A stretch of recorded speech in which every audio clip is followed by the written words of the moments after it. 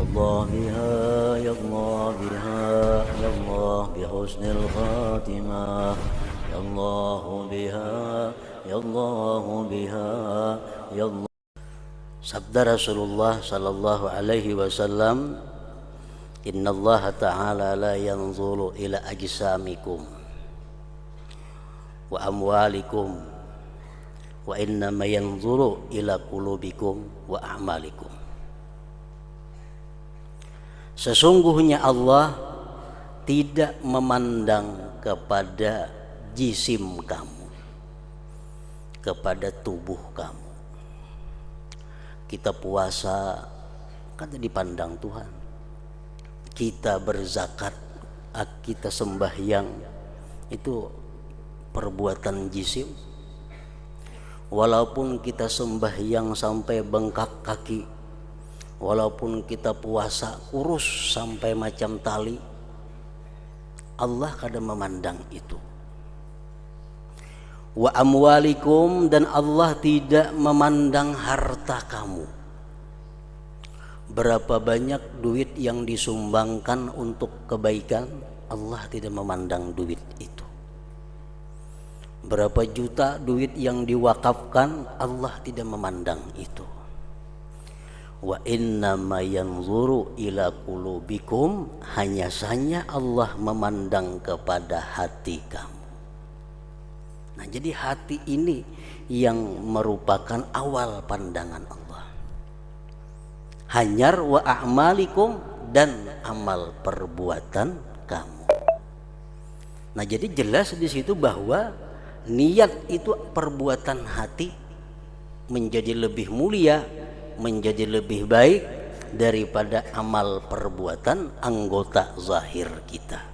Karena hati merupakan awal pandangan dari Allah Subhanahu wa ta'ala. Dan hati itulah yang menjadikan sesuatu bernilai baik, positif, dan hati jualah yang bisa membawa kepada nilai jahat atau negatif terhadap sesuatu perbuatan anggota zahir. Perbuatan yang tidak baik tapi dari hati yang baik, bisa perbuatan tadi menjadi baik. Perbuatan zahir yang baik tapi dari hati yang tidak baik, bisa merubah perbuatan zahir yang baik tadi menjadi tidak baik. Nah, itu hati paling mulia, sesuatu yang ada dalam manusia. Dalam Al-Quran Allah berfirman, yauma la yanfa'u malu wala banun illa man atallaha biqalbin salim. Hari kiamat itu tidak berguna harta. Tidak ada gunanya harta.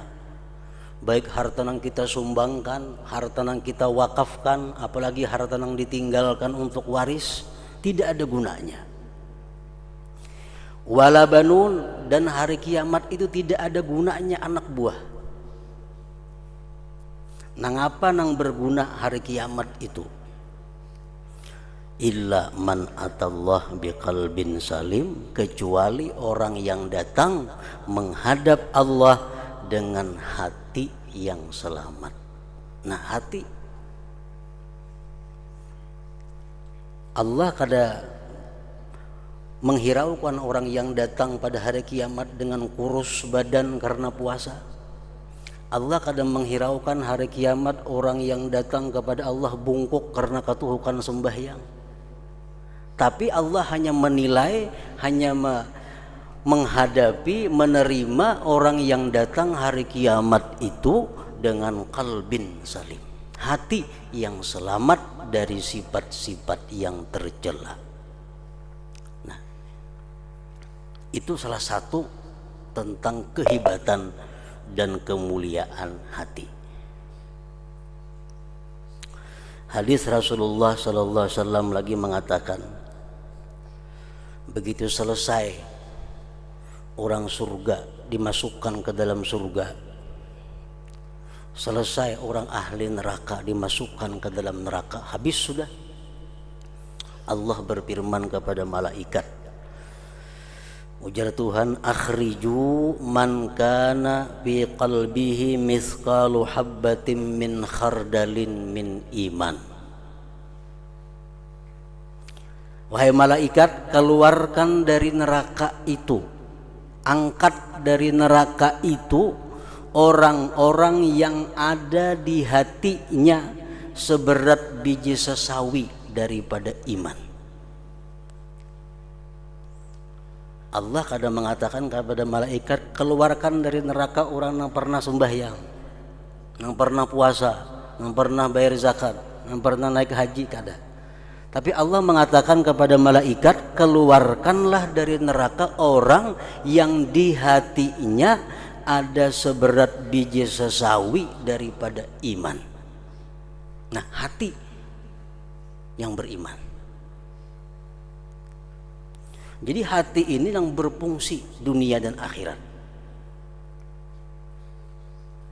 Rasulullah bersabda lagi, ala wa inna fil jasad mudghah idza salahat salahal jasadu kulluh wa idza fasadat fasadal jasadu kulluh ala wa hiyal qalbu.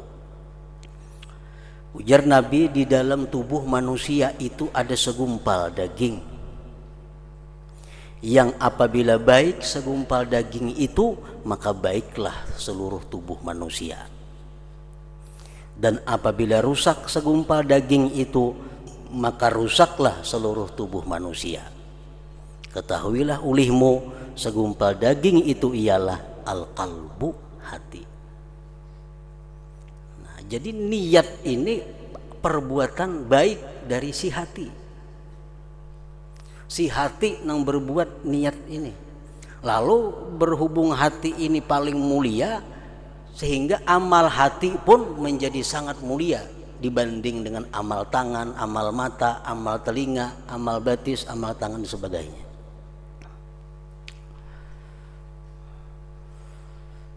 Nah, itu pendapat sebahagian ulama yang mengatakan bahwa itulah sebabnya niat lebih baik daripada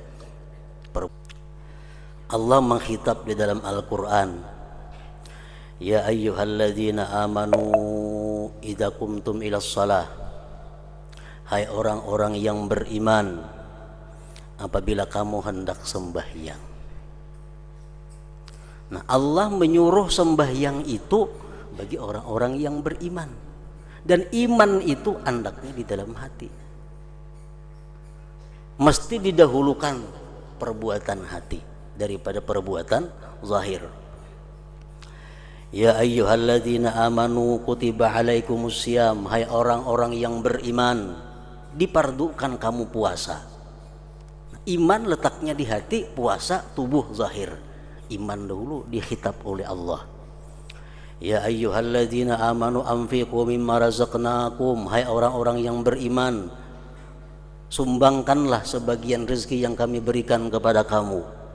Jadi mesti Allah mengkhitab dahulu kepada hati yang beriman.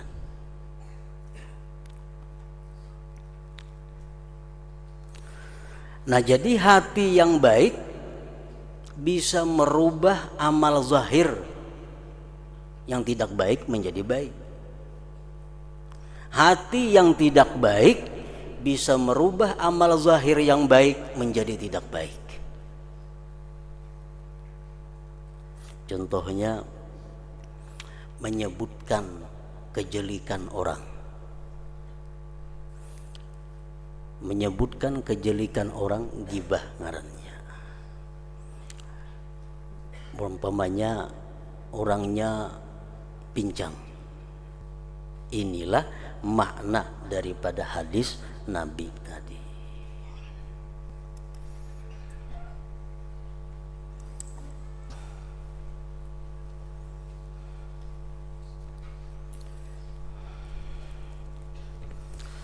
Afdalul dzikri fa'lam annahu la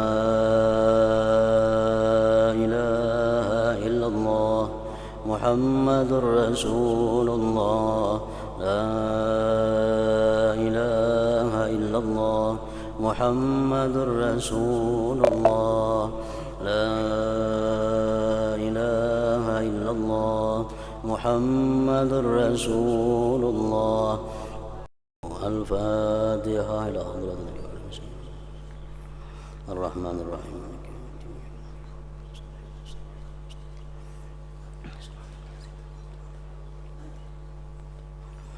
فيا أيها الرجل منه شفاعة صلوا عليه سلموا تسليما اللهم صل وسلم وبارك